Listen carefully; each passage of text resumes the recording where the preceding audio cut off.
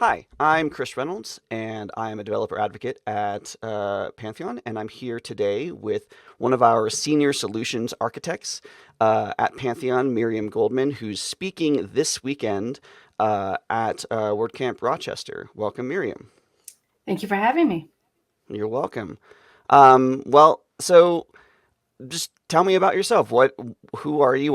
What have you been involved in WordPress? What do you do with WordPress, and how did what's your sort of WordPress origin story?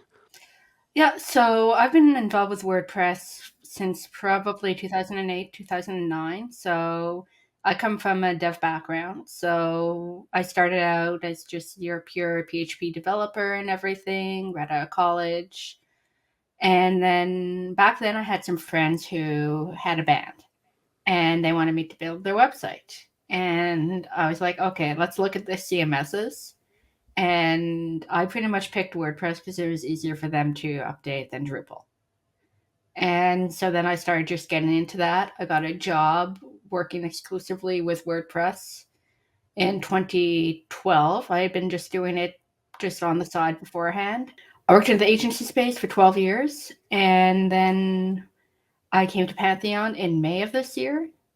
And I've been involved with WordCamps since 2013. I've attended them since then. And I've spoken at many WordCamps since 2016, and I've been an organizer. So I'm very passionate about the WordPress community. Speak about that. Like what I know for myself. So I have a very similar sort of origin story. Um, I knew some folks that were using WordPress, and so I decided to try it out for the like my first WordPress site was a site to post pictures of my kids for family and stuff. And I was using something else at the time, and WordPress just seemed a lot easier. And the way that I got involved in contribution was because anytime I wanted information about how to do a thing, there is either some blog post somewhere or there was the codex, and the codex was like everything, right? Like that was like anything you could ever possibly want to know about WordPress was in the codex.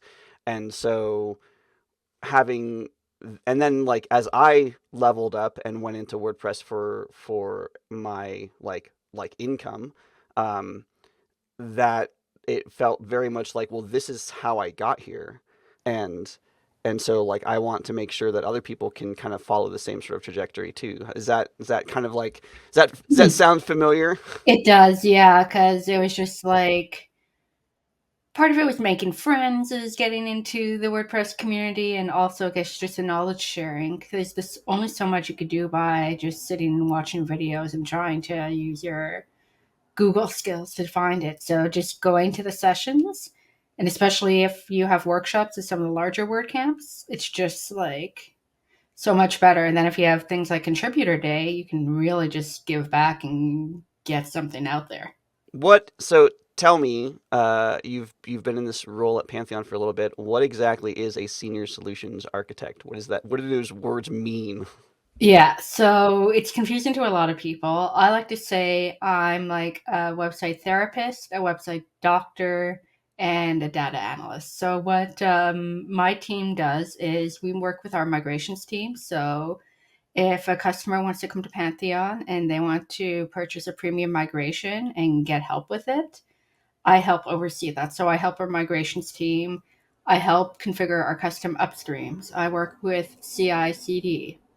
I look at performance, database sanitation, all those things, and I help educate customers, developers on best practices. So we work very closely to help customers be successful on here and basically make sure that their Drupal and their WordPress sites are basically following best practices. So they're not trying to do some random hacky thing where they're trying to hack core just to get it to work for them. Mm. Yeah, I like the idea of a WordPress or website therapist. That's a really cool visualization. Yeah, because we also listen. So sometimes customers have a lot of problems and we listen to them and we help them brainstorm solutions and we work with them based on their knowledge and we educate them too. So we've had customers come in who have no clue about Git. So we teach them how to use Git. We teach them about version management. We teach them best practices for CI/CD. Like, don't put in your node modules, don't put in your vendor folder into your Git repo. Just things like that. So I see that as kind of like the therapist and the educator and everything like that. So tell me about the talk that you're giving at WordCamp Rochester this weekend. Yeah, so I'm doing a talk that is actually very applicable to my role. It's auditing your website for success. So when I worked in the agency space, we would often get new clients in and they would bring in their websites. So we would have to run a technical audit. And we also do that here on the architect side. We do a technical deep dive. So basically, what we do is we look at everything at your website. We look at core for your website. We look at your database. We look at your plugins. We look at your theme.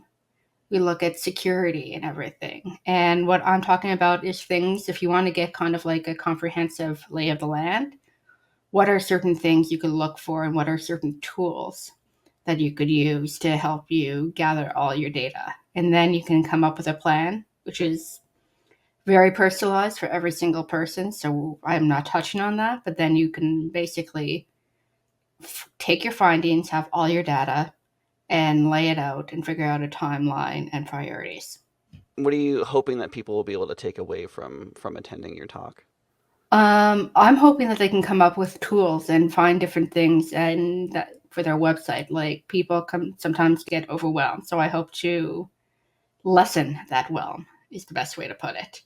So with the right tools and everything, there are different ways that you could find it. So whether it's WPCLI, a shell script to do a database fine tuning audit and everything, where to look for the files, just give people kind of like the stepping stones and kind of like a roadmap where to find the stuff. And that way they could just take it themselves. So besides catching you at WordCamp Rochester this weekend, where can people find you in person or on the internet? Well, in person, I am in Ottawa in Canada. So I am in the Great White North. And on the internet, I'm really not on social media, but people can find me on my LinkedIn. And I do have a personal website, miriamgoldman.ca. I don't update it much, but I am going to start updating it more. And other than that, I'm mainly found here outside of my tech life. I like to play percussion and community band, and I'm a karate sensei, so I'm often found at the dojo if I'm not in front of my computer. That's awesome. That's probably the topic for another video. Well, I actually did a talk on that once, so I'll be happy to share about how martial arts can help your tech role. Well, thank you for being here, and yeah, good luck on your talk this weekend. Awesome, thank you.